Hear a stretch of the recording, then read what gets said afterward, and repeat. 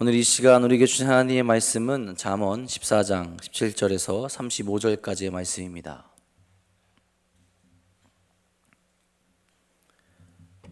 잠언 14장 17절에서 35절까지 말씀입니다.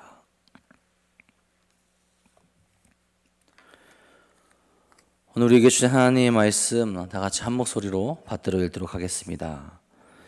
노하기를 속히 하는 자는 어리석은 일을 행하고 악한 계교를 꾀하는 자는 미움을 받느니라. 어리석은 자는 어리석음으로 기업을 삼아도 슬기로운 자는 지식으로 면류관을 삼느니라. 악인은 선인 앞에 엎드리고 불의한 자는 의인의 문에 엎드리니라. 가난한 자는 이웃에게도 미움을 받게 되나 부유한 자는 친구가 많으니라. 이웃을 업신여기는 자는 죄를 범하는 자요 빈곤한 자를 불쌍히 여기는 자는 복이 있는 자니라. 악을 도모하는 자는 잘못 가는 것이 아니냐. 선을 도모하는 자에게는 인자와 진리가 있느니라. 모든 수고에는 이익이 있어도 입술의 말은 궁핍을 이룰 뿐이니라. 지혜로운 자의 재물은 그의 면류관이요 미련한 자의 소유는 다만 미련한 것이니라. 진실한 증인은 사람의 생명을 구원하여도 거짓말을 뱉는 사람은 속이느니라. 여호와를 경외하는 자에게는 견고한 의뢰가 있나니 그 가나들에게 피난처가 있으리라. 여호와를 경외하는 것은 생명의 셈이니 사망의 그물에서 벗어나게 하느니라. 백성이 많은 것은 왕의 영광이요 백성이 적은 것은 주권자의 패망이니라. 노하기를 더디하는 자는 크게 명철하여도 마음이 조급한 자는 어리석음을 나타내느니라. 평안한 마음은 육신의 생명이나 시기는 뼈를 썩게 하느니라. 가난한 사람을 학대하는 자는 그를 지으신 이를 멸시하는 자요 궁핍한 사람을 불쌍히 여기는 자는 주를 공경하는 자니라. 악인은 그의 환난에 엎드려져도 의인은 그의 죽음에도 소망이 있느니라. 지혜는 명철한 자의 마음에 머물거니와 미련한 자의 속에 있는 것은 나타나느니라. 공의는 나라를 영화롭게 하고 죄는 백성을 욕되게 하느니라. 슬기롭게 행하는 신하는 왕에게 은총을 입고 욕을 끼치는 신하는 그의 진노를 당하느니라. 아멘. 오늘도 우리의 힘과 능력이 되시며 생명이 되시는 하나님과 함께 나아가는 귀한 시간, 또 귀한 하루 되시기를 간절히 소망합니다. 제가 잘 아는 목사님은 아니지만 몇 번 교회 방문해서 만났던 분이 있습니다. 시골에서 목회를 하시는 분인데 이분은 하나님이 창조하신 창조 세계에 대해서 되게 관심이 많으셨던 분이셨어요. 창조에 대해서 연구하고 과학적으로 밝히려는 분이 아니고요. 시골에 목회하시면서 하나님이 우리에게 주신 것에 감사하고 그 뜻을 성경적으로 묵상하며 살아가시는 분이었습니다.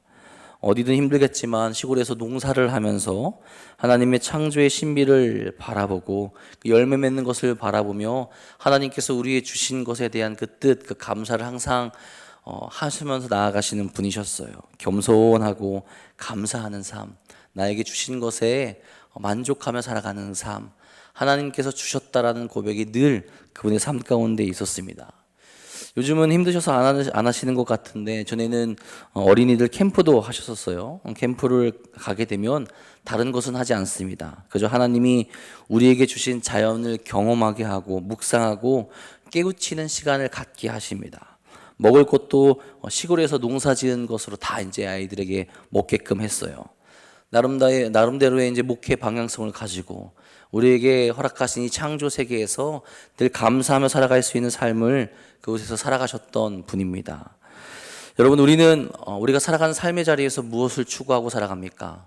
하나님께서 우리에게 주신 것에 감사하며 나에게 주신 것을 더욱더 묵상하며 우리에게 주신 그 은혜를 더욱더 묵상하며 살아가고 있습니까? 아니면 그저 내가 바라고 원하는 것만을 바라보며 하나님께는 나의 것을 요구하며 나아가고 있지는 않습니까?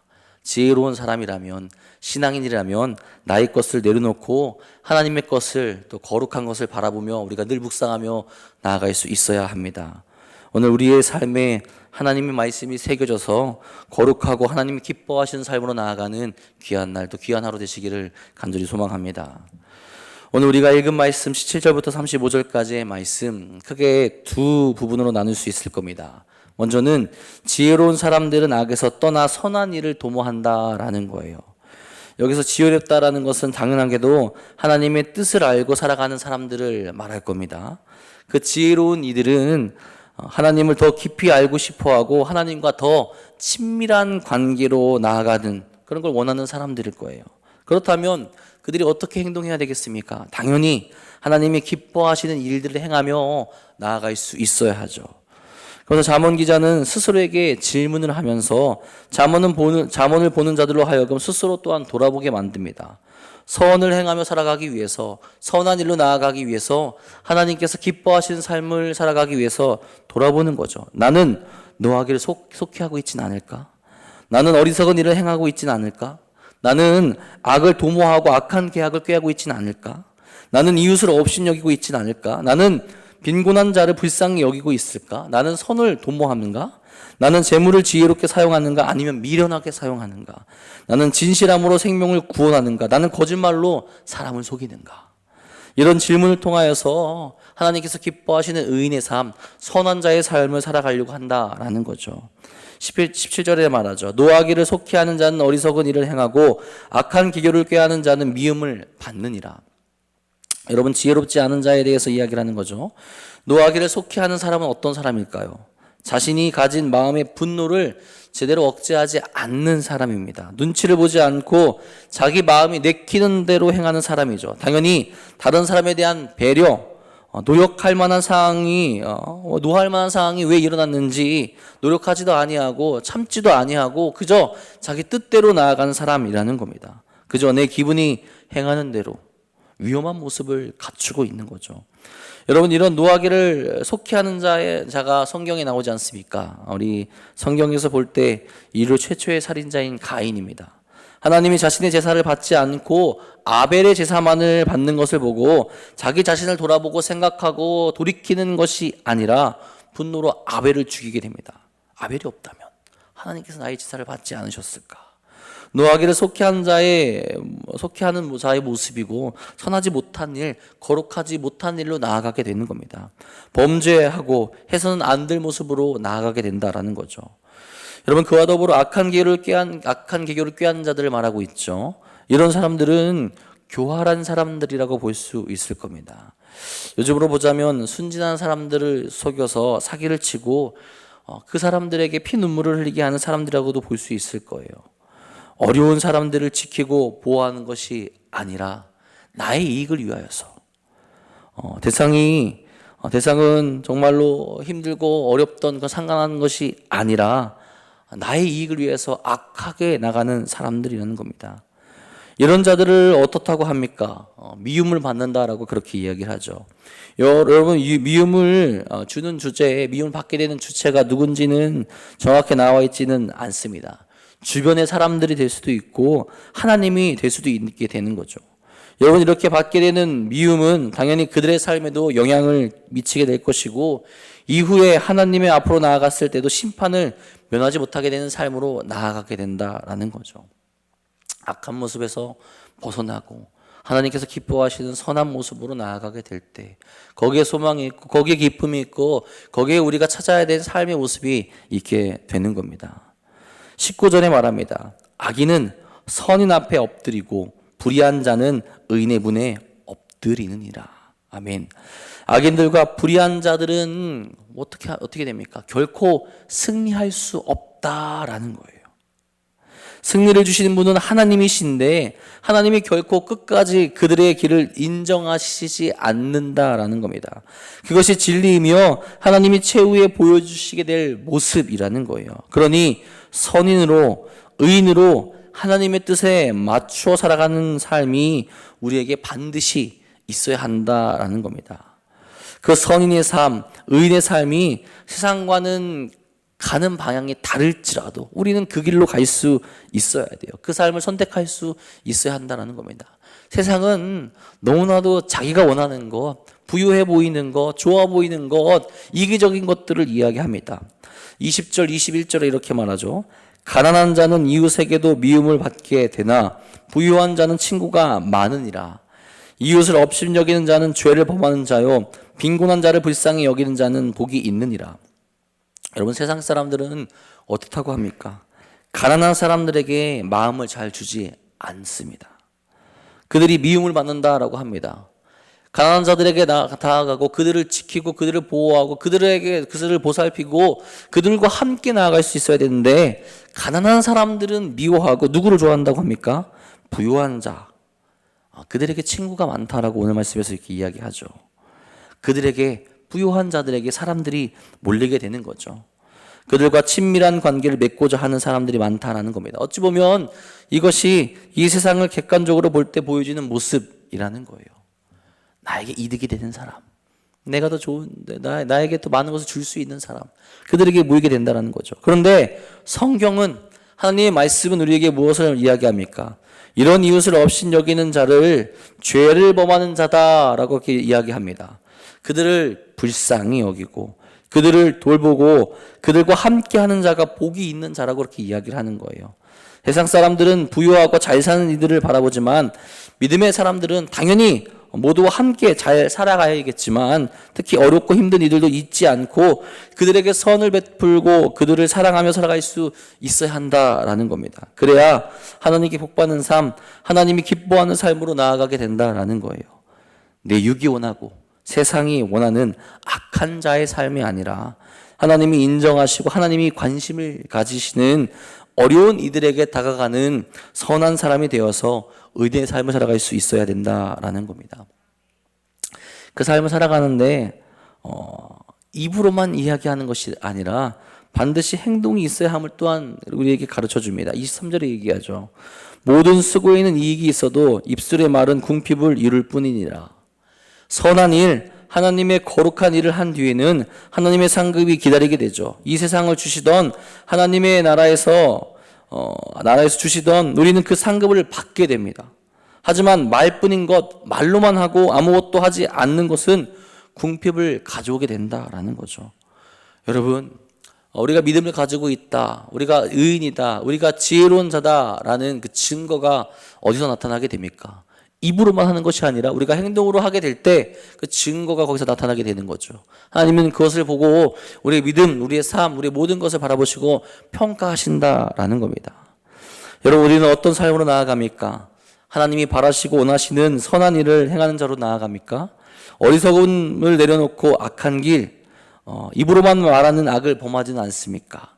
우리도 스스로 돌아보면서 하나님이 기뻐하시는 삶으로, 선하고 거룩한 삶으로 나아가시기를 간절히 소망합니다. 두 번째로는 지혜로운 사람, 하나님을 기쁘시게 하는 사람은 하나님을 경외하며 살아갑니다. 여호와 하나님을 경외하는 사람은 자신의 삶을 지속적으로 돌아보죠. 자신의 내면을 살피면서 나는 노하기를 더디하는가? 나는 마음이 조급하지 않는가? 나의 마음은 지금 평온한가? 아니면 시기함으로 뼈를 썩게 하고 있진 않은가? 나의 마음 속에는 지혜가 머물러 있는가? 나는 하나님을 멸시하지 않는가? 나는 매 순간 하나님을 공경하며 하나님을 사랑하며 살아가고 있는가라고 그렇게 질문합니다. 돌아보는 거예요. 내가 정말 하나님을 경외하는 삶으로 나아가고 있는지를 돌아보게 만든다라는 겁니다. 26절에 이야기하죠. 여호와를 경외하는 자에게는 견고한 의뢰가 있나니 그 자녀들에게 피난처가 있으리라. 지혜로운 사람은 무엇이 인생의 기준이 되어야 하는지를 명확하게 알고 있습니다. 그 기준은 여호와를 경외하는 거예요. 여호와를 경외하는 것은 무엇입니까? 하나님의 주권과 영광을 인정하며 거룩하고 두려운 마음으로 하나님을 따르는 것입니다. 너무나도 당연한 것 같지만 우리는 하나님을 경외하지 못할 때가 많이 있어요. 내 삶의 주권자가 하나님이 아니라 내가 될 때가 있다라는 겁니다. 그것을 내려놓고 정말로 하나님을 우리의 주권자로 인정하며 살아가는 삶을 보여야 한다라는 겁니다. 그럴 때 하나님이 우리의 견고한 의뢰자가 된다라는 거죠. 확신할 수 있고 신뢰할 수 있는 분이 하나님이 되신다라는 겁니다. 그리고 그 자녀들에게까지 피난처가 되시는 복을 허락해 주신다라는 거죠. 나아가 27절에 이렇게 말합니다. 여호와를 경외하는 것은 생명의 셈이니 사망의 그물에서 벗어나게 하느니라. 여러분, 인간이 사망에서 벗어나는 것 우리 스스로 할 수 없게 되죠. 그런데 여호와를 경외하는 것에서 그것이 가능해진다라는 겁니다. 너무나 당연한 이치죠.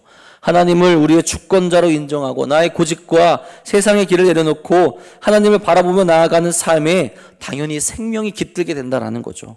여호와를 경외하지 않는 자들은 이제 필연적으로 사망의 그물에 잡힌 자들이 됩니다. 결국 그들의 삶은 멸망할 수밖에 없게 되는 거예요. 하지만 하나님을 따르고 하나님께 나아가는 자들, 하나님만 바라보는 자들에게는 생명의 길로 나아갈 수 있는 그 모든 것을 하나님께서 약속하시고 주신다라는 겁니다. 28절에 보면 왕의 통치를 통해서도 여러 가지 우리에게 가르쳐 주죠. 백성이 많은 것은 왕의 영광이요 백성이 적은 것은 주권자의 패망이니라. 하나님의 뜻대로 백성들을 다스릴 때 백성이 많아집니다. 그것이 왕의 영광이 된다라는 거죠. 하지만 백성이 적은 것, 나라가 망해가는 것을 이야기하죠. 하나님의 뜻에서 멀어지고 여호와를 경외하는 삶에서 멀어지게 될 때 그 나라가 멸망의 길로 나아가게 된다라는 겁니다. 이스라엘이 어떻게 멸망하게 됐는지 우리가 잘 알고 있지 않습니까? 하나님을 경외하는 삶에서, 하나님을 따르는 삶에서 멀어졌더니 결국 그것이 쌓이고 쌓여서 그 나라가 멸망하게 되는 결과를 초래하게 되는 겁니다. 이런 여호와를 경외하는 삶은 단순히 복을 받는 것뿐만 아니라 죽을 것 같은 고통 속에서도 우리를 살게 만들어 주십니다. 32절에 이렇게 말하죠. 악인은 그의 환난 앞에 엎드러져도 의인은 그의 죽음에도 소망이 있느니라. 하나님께 나의 삶이 있다라는 것을 인정하고 나아가는 것, 여호와를 경외하는 삶, 나를 지키시고 보호하시고 나를 이끄실 거라는 것, 내 자신을 내려놓고 하나님께 모든 것을 맡기며 나아가는 삶에게는 하나님께 소망이 있기에 죽을 것 같은 그 고통 속에서도 담대히 나아갈 수 있다라는 거죠. 여러분, 세상 사람들은 그 고통에 놓여졌을 때 인생을 포기하게 되기도 합니다. 자기 자신을 내려놓게 되는데, 믿음의 사람들은, 하나님과 함께하는 사람들을, 여호와를 경외하는 사람들, 내 생명이 나에게 있지 아니하고 하나님께 있다라는 것을 인정하고 나아가는 자들에게는 끝까지 소망이 있다라는 거죠. 내가 혹 지금 죽는다 할지라도 하나님께서 나를 영원한 생명 가운데로 인도하신다라는 그 소망이 그 안에 있다라는 겁니다. 이렇게 하나님을 경외하며 살아가게 될 때 삶의 모습과 결과가 달라지게 되죠. 삶의 질이 하나님이 인정하시고 기뻐하시는 그 삶으로 나아가게 됩니다. 여러분, 어떤 삶을 살고 계십니까?